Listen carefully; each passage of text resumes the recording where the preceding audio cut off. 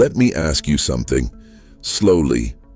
Why is it that even when you try to change, you end up going back to the same place, same thoughts, same reactions, same feeling of being stuck? And the strangest part is, on the outside, you're trying, but on the inside, it feels like something already decided before you did. Now notice this. What if you're not stuck, but just repeating, like an old script, running silently inside you? Scripture says, "As a man thinks in his heart, so is he." Proverbs 23:7.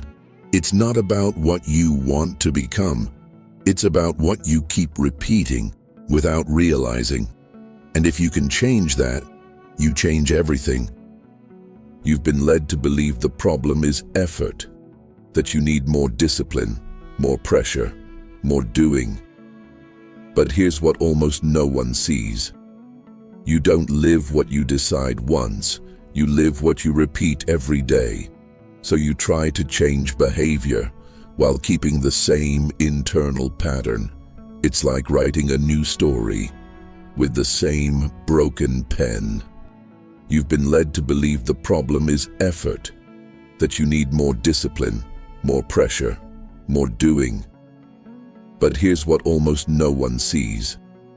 You don't live what you decide once, you live what you repeat every day. So you try to change behavior while keeping the same internal pattern.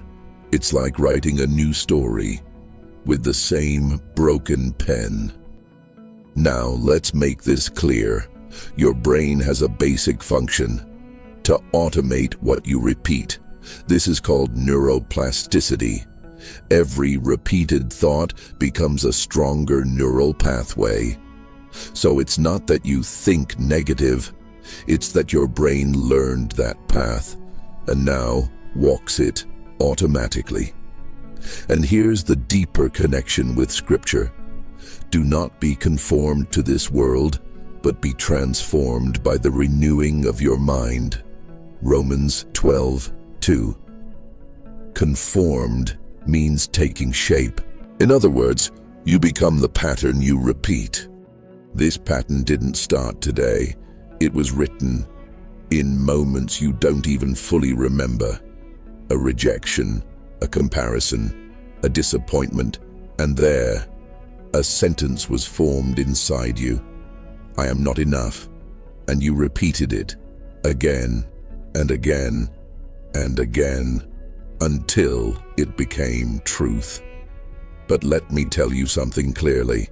What was learned can be unlearned.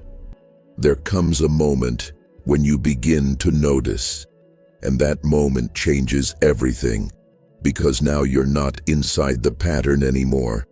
You're looking at it, and that alone is the beginning of freedom.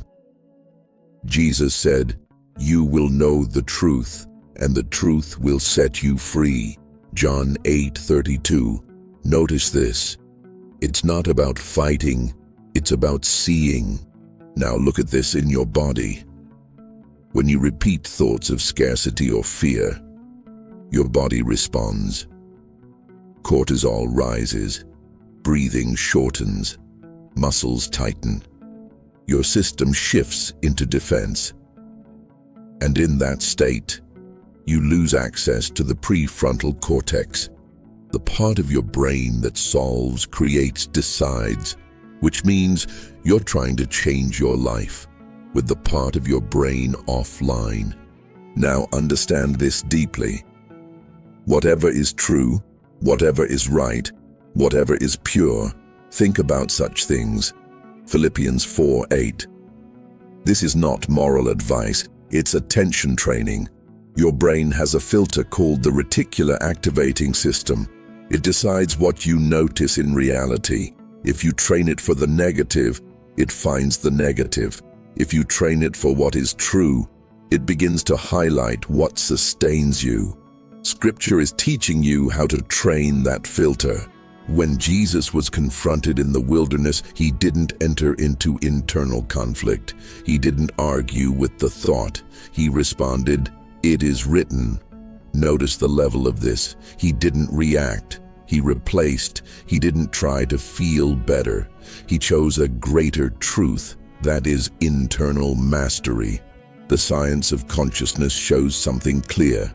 Your experience is not what happens. It's how you interpret it.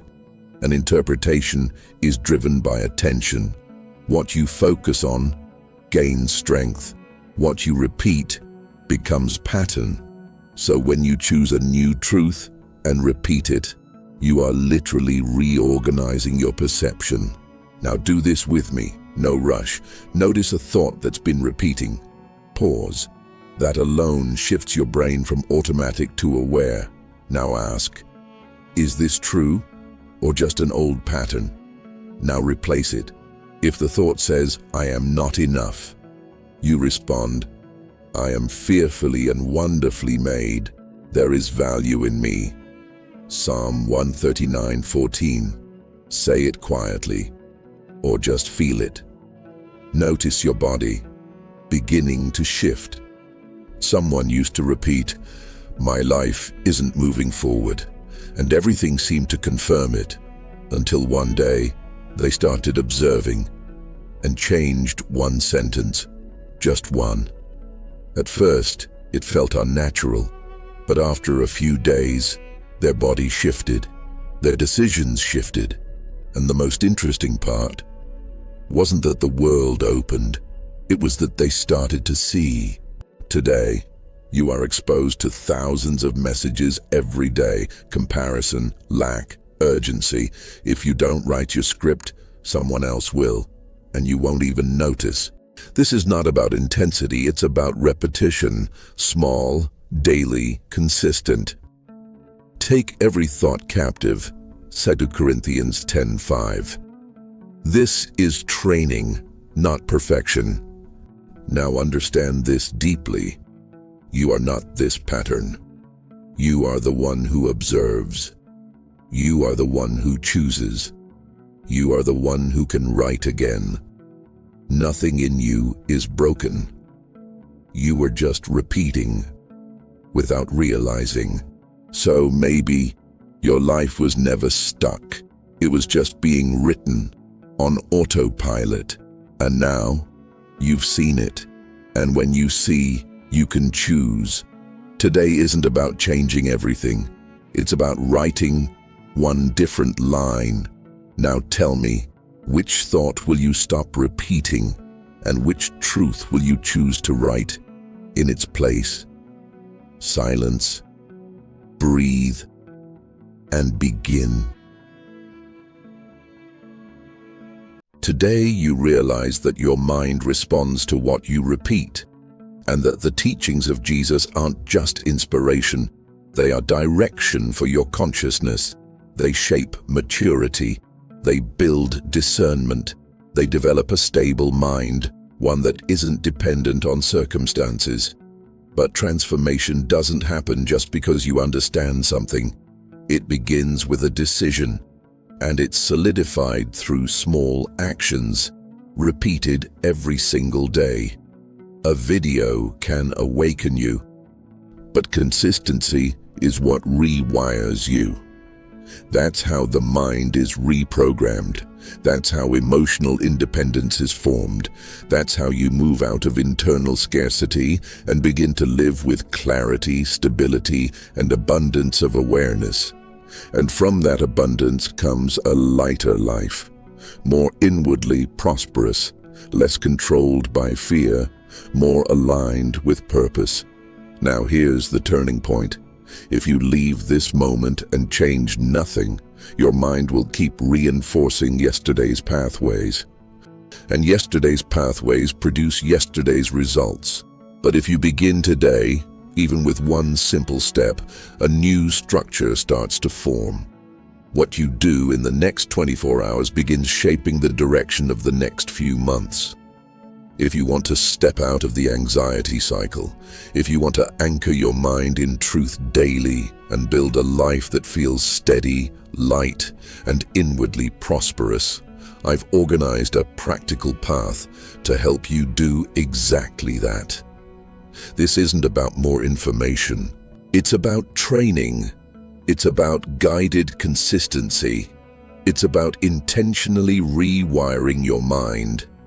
If something in you resonated with this, don't ignore that pull. If you feel ready to go deeper, access is available through the link in the description. Not because you need to buy something, but because this might be the moment you choose to begin differently. It's a next step, but it could be the beginning of an entirely new internal foundation.